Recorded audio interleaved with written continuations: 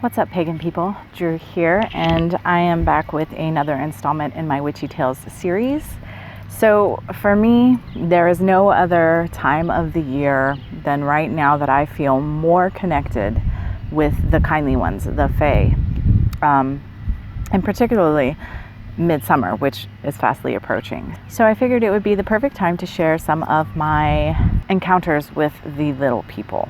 First off, most of my interactions with the kindly ones are on an energetic level. I feel them, like I know they're in my yard.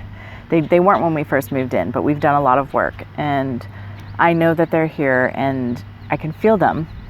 But I can also see practical, real world evidence that they're here by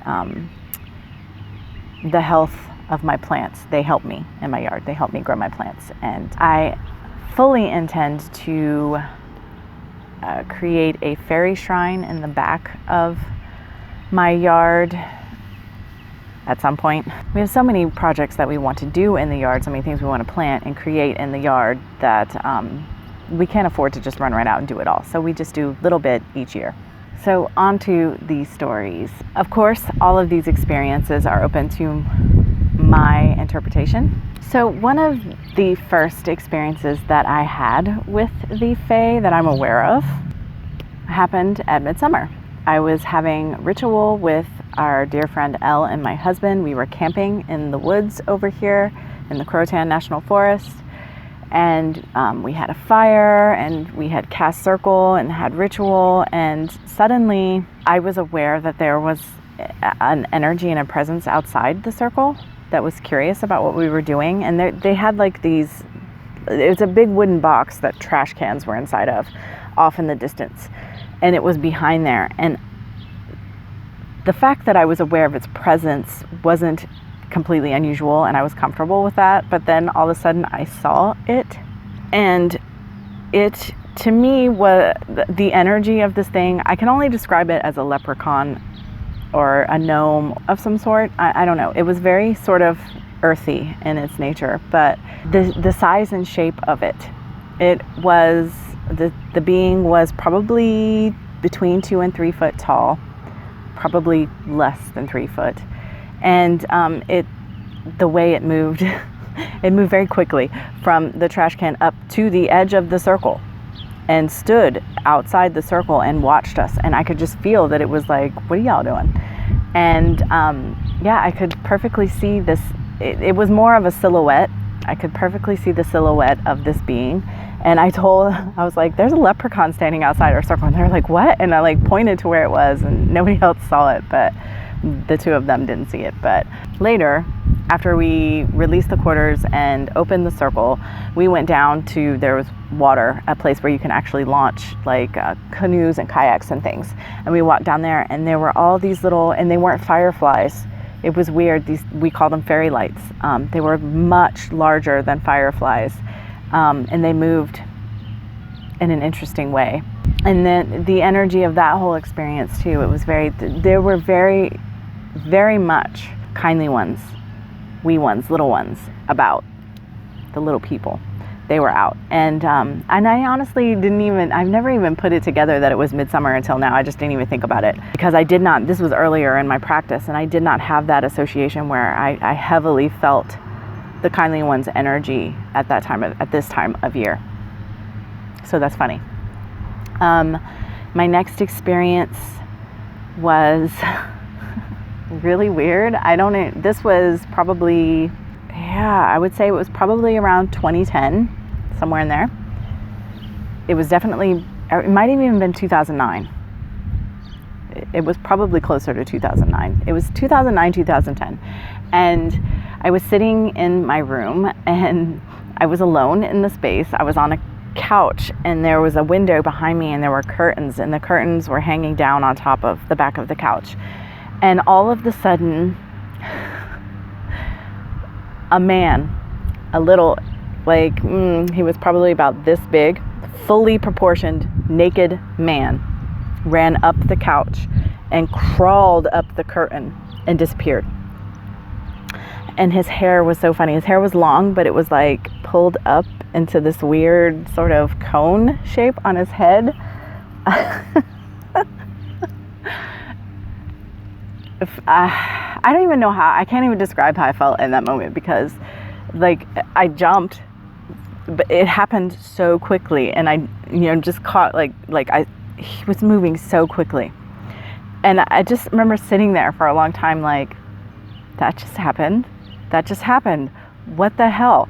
And being like confused and excited and like doubting what I saw, but it was his musculature, everything. Like it was very clearly a humanoid, looked like a man, only in full proportion, only he was only about a foot tall. The next thing, not long, around that time, around the same 2-year period. You know what, actually, I bet it was 2010, because there was a hell of a lot more activity in our house in 2010 than any other time. This was the year leading up to my mother's death, and she was dying. She had stomach cancer, stage 4 stomach cancer. I was not aware of it, but she was dying for the full year before she actually passed. And there was so much activity in the house, so that probably happened then. Also during that time, I went to bed. I was laying in my bed, getting ready to go to sleep, and all of a sudden, oh, my dog, hold on. Jude, I don't want it. You can hear my dogs. You can probably hear the lawnmower, people doing yard work. Let's just, Jude, honey, no. Where's your ball? Give me that. Gosh, I thought she was gonna knock the tripod over. All right, anyway, back to my story. I gotta entertain my dog. Okay, so I was laying in my bed trying to sleep, and suddenly there was this, it sounded like a tiny, tiny person putting a can over their face and laughing this really like maniacal little laugh. To me, I automatically knew it was an imp. And to me, it was Fey energy. It wasn't some like evil, demonic, like even though I think there are things that can fall in, that I could understand why people might call them evil and demonic, like they fall into this category that carries this energy that can be interpreted that way. That's not what this was. To me, this was very much kindly one, Fey, impy energy. And that kind of tripped me out. My gosh, I'm gonna choke my dogs. They're not cooperating. At any rate, and that tripped me out too. It was so clear. And again, God, all I hear is you panting. It just literally sounded like it was in a tin can. It was the weirdest thing. Let's see, what else is there? The only negative experience that I've ever had with the kindly ones, and I call them kindly because I want them to be kindly. They can be very mischievous and even nasty.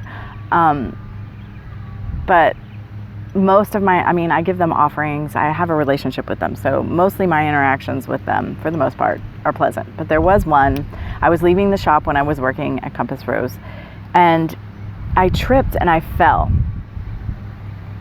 But it was like this weird, the whole thing was just this weird sequence of events. And the clincher for me was that I was carrying my water bottle and I was carrying keys in 2 separate hands. And the keys had is it called like a carabiner? The thing that's like, it's like a clip that, you push and it pops on. And when I fell, I fell straight. I didn't stop myself at all. I fell right on my arms, and I weighed a lot more than I do right now, over 200 pounds. So it was a heavy, hard fall to the ground. And it was, outside the shop, it's like this boardwalk almost made of wood. And so I fell really heavy on that. And when I stood up, the keys were clipped onto the water bottle. But I didn't even I fell like this and landed on the ground. And in the sequence of events, that carabiner or whatever you call it, popped onto my water bottle top. And I honestly don't remember what the conversation was before I left the shop. But I know that whatever happened, the feeling as soon as I fell and I sat up, I was like, oh, they're telling me I'm getting too big for my britches. That's all I remember. I remember instantly knowing, oh, I've overstepped here. Because I had just had a conversation with my boss lady when she came in to take the next shift and I left the shop. But I genuinely don't remember what the conversation was. I just know that that was my interpretation of the events following the conversation. So those are like the big things that stick out in my mind when I think about my interactions with the Fae. As I said, I often make offerings in my yard to the kindly ones. You'll see what I'm going to be doing for Midsummer when I put up that video, which by the by will probably be on Saturday rather than my normal Friday, just because Friday is the Sabbath. So I'm going to take that day to do the Sabbath, to film the different things that I'm doing, and I'll edit and upload probably Saturday. So forgive me for that. Yeah, that's basically the end of this video. I know they're not like earth-shattering, stories, but those are my little interactions with the kindly ones for the most part. And if you have stories like that, if you have a channel, I'd love to hear you talk about them on your channel. If not, please leave it in the comments. I'd love to hear your stories. And yeah, guys, those are my Fae stories for the most part. Thanks so much for listening, and until next time, much love and gratitude.